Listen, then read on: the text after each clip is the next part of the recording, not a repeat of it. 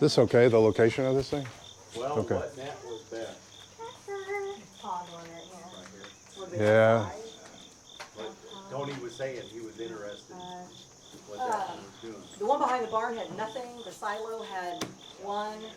That one had 5, and then the home site one has a really young one that'll probably. All right. So just make sure, go ahead and put in the dittos, make sure for Jubilee. That was probably me that didn't do that. And then just make sure you get, Bremer. yeah. So just make sure we get Bremer on there. And so size 0, it should be on 08. Correct. Okay. 918. All right. And we don't worry about nets today? No, and we're not, I don't think we're going to worry about time either. Okay. Since we don't really need that for. No, we took 2 hummingbirds out on that down at the bottom.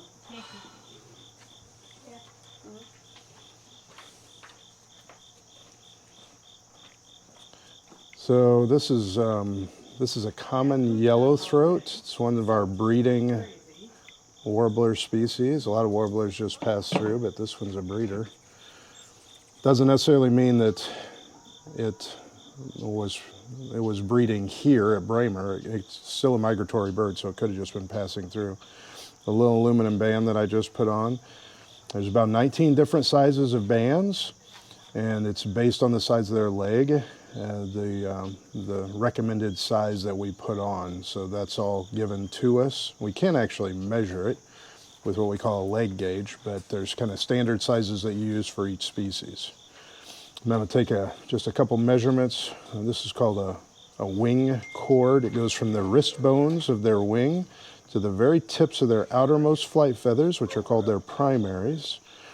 Record that in millimeters, so that's about 53 millimeters. Grace is going to jot that down for me. And then I also take a tail measurement where I just bump up the ruler as far as I can at the base of their tail and look to see what their longest tail feather, their rectrix, is, which is about 45 for this particular bird. Look at a couple other things. Because it's a migrant, I'm going to look to see if it's accumulated any fat. It's just kind of an indication of overall health, something we do with all our migrants. I'm looking for kind of a yellowish orange color of fat as I part their feathers by blowing on them.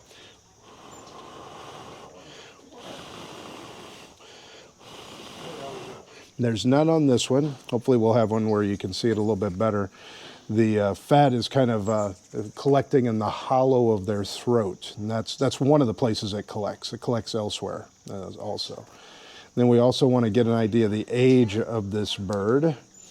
And so I'm going to, there's different ways you can age birds. It depends on the species. You can look at everything from their plumage to the feathers, the color of their feathers, to eye color, to mouth color.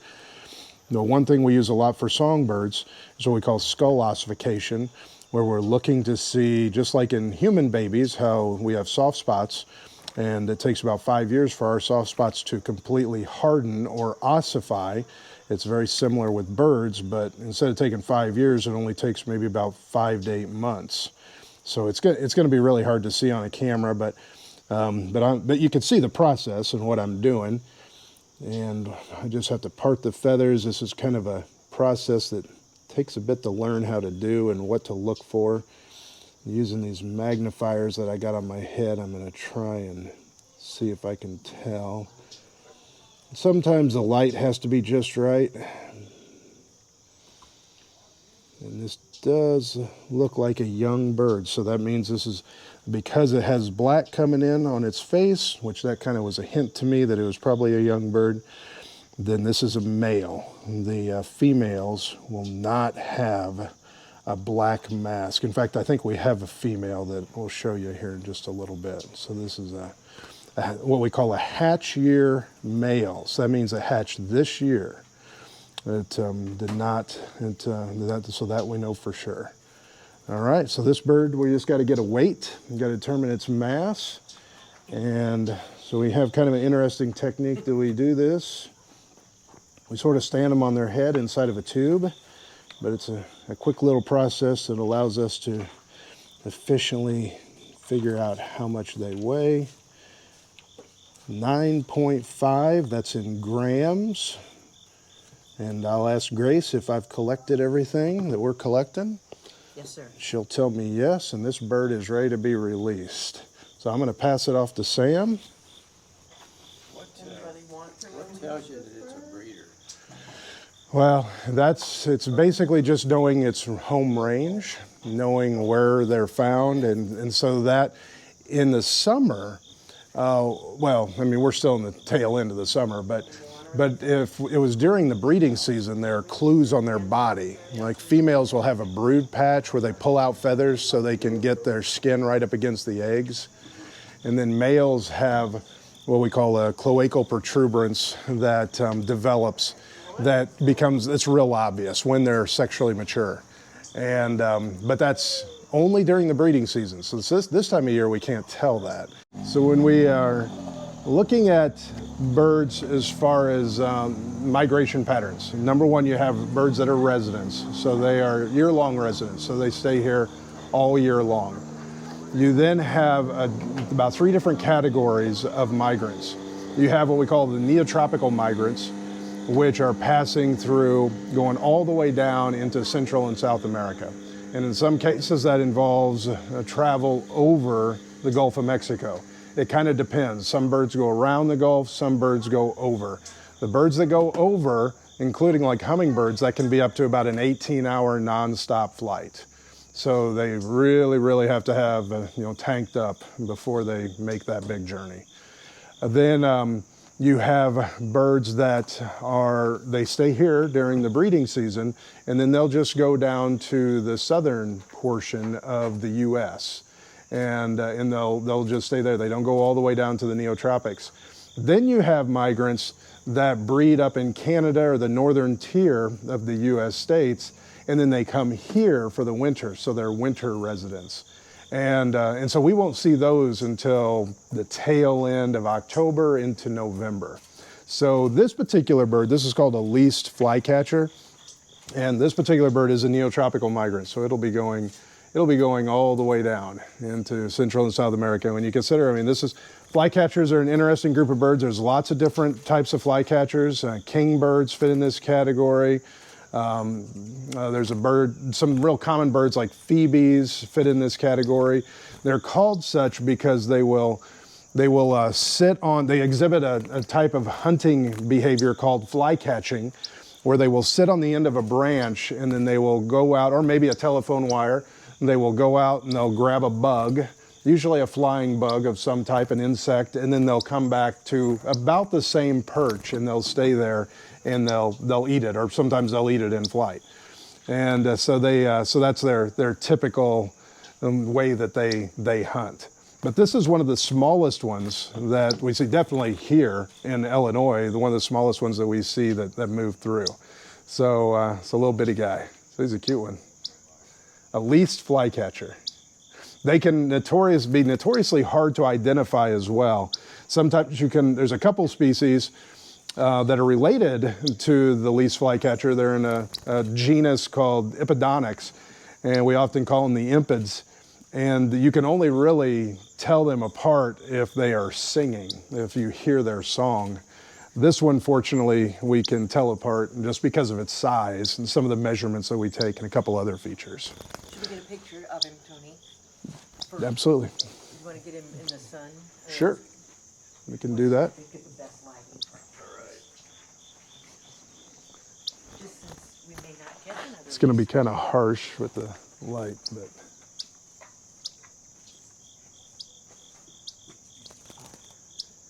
Settle. I'm going to get a little profile. Here, no, that's perfect. Perfect. All right.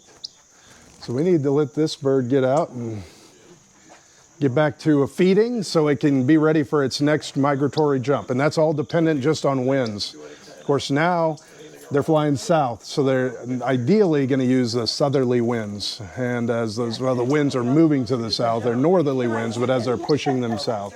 So pushing them just makes easier flying.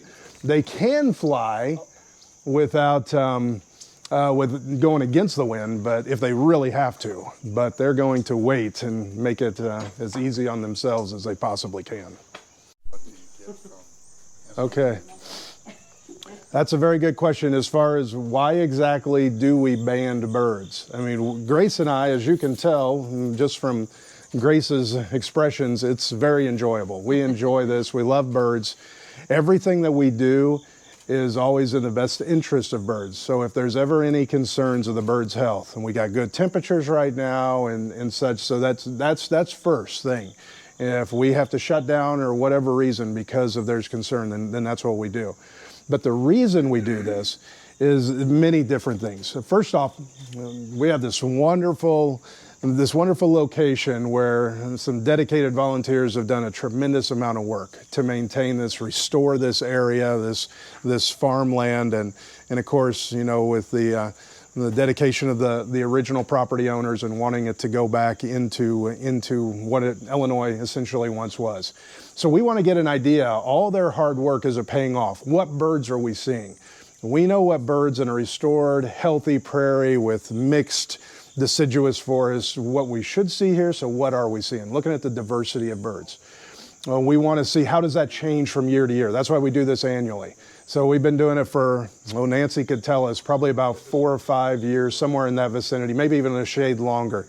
And so how has it changed as they've done even more work, cleaning out honeysuckle and such, and we shift nets around? How does that change over time? Well, we're looking at the age of birds. We want to get an idea of how many young birds are there, especially in the fall. How successful was the nesting season? Do we see a lot of young birds as compared to older birds? Are we seeing ratios similar to what we've seen in the past? And so that will tell us. And are there changes? And if there are changes, then we ask the question why. They can be negative changes, they can be positive changes, but we want to know that. We also will band birds to get an idea of longevity. How long do birds live? Now we see birds, all of us that have bird feeders, you have a cardinal that comes to the feeder, you have a blue jay that comes to the feeder, a woodpecker of some type. You wonder, is that the same cardinal you're seeing year after year after year, or is it a different one? Well, we never know, unless there's a band on that bird's leg, and let's say we caught the bird again, and then we would get that information and say, oh yeah, I can tell you exactly how long that bird lived. We now know that cardinals can maybe even sometimes live up to 12 or 15 years. There is a big bird, a seabird out in the Pacific along the Midway or the Hawaiian Island chains near Midway. It's called a Laysan albatross. And this particular bird got a lot of press, still gets press. It's called a female called Wisdom. And she was originally banded in the 1950s by the guy who mentored my mentor, so my grandfather mentor in a sense, a guy by the name of Chan Robbins. And that bird is over 70 years old now. And she's still laying eggs. Can you believe that? She's still producing young. Who would have ever thought this albatross could live that long, let alone successfully reproduce? And without that knowledge, without having a band on that bird's leg, we would never have known that. So that's crucial as well. We can get an idea of the quality of the habitat. You know, we talked a little bit about that already. So it's not just the diversity of birds, but the quality of the habitat and how is it different here as compared to someplace where the quality is not nearly as good. It's a list that could go on, and really the only thing that is limiting what we use this data for is the creativity of the scientist, because it can be used for so many things.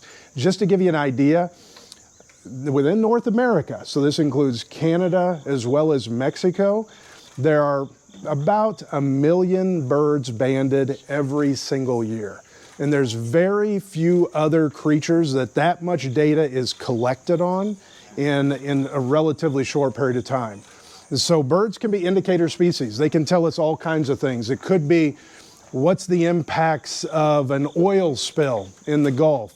What's the impacts of these fires that are happening out in the western states? Or it could be bigger picture things like climate change and such. I mean, birds can really give us an idea of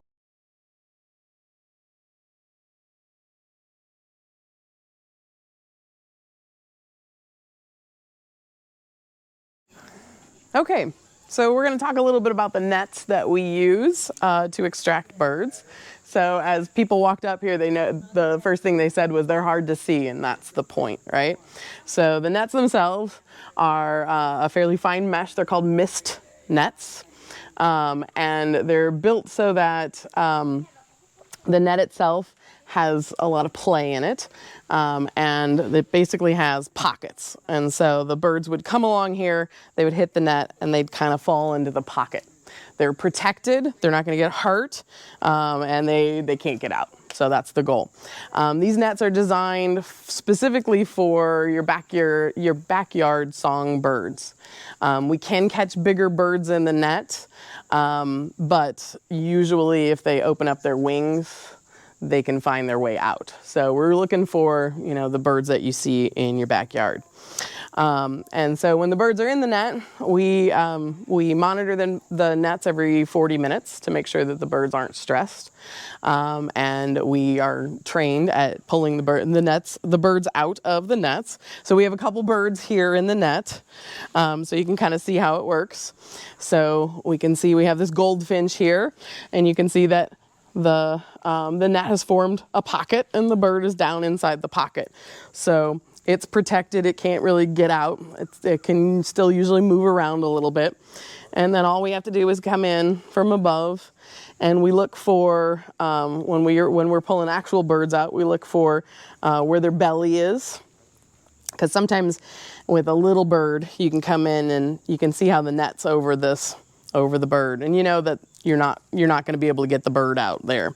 So we look for where there's no net over the belly, and then we slowly pull out all the parts that get stuck in the net, like the wings are commonly stuck in there. Sometimes they get their heads through there, and we just peel the net slowly off the bird, and we bring it out. Make sure she's okay, which they always are, because we don't leave them in the nets very long. And then we have bags that we carry around. You can see we've been banding catbirds this week. Catbirds like to eat pokeberries. So, and then we have these nice mesh bags. We put the birds in there. They've got lots of airflow. Again, they can flutter around, but they can't really hurt themselves. And so they're protected until we can get them back up to the banding station. So that's how we do it.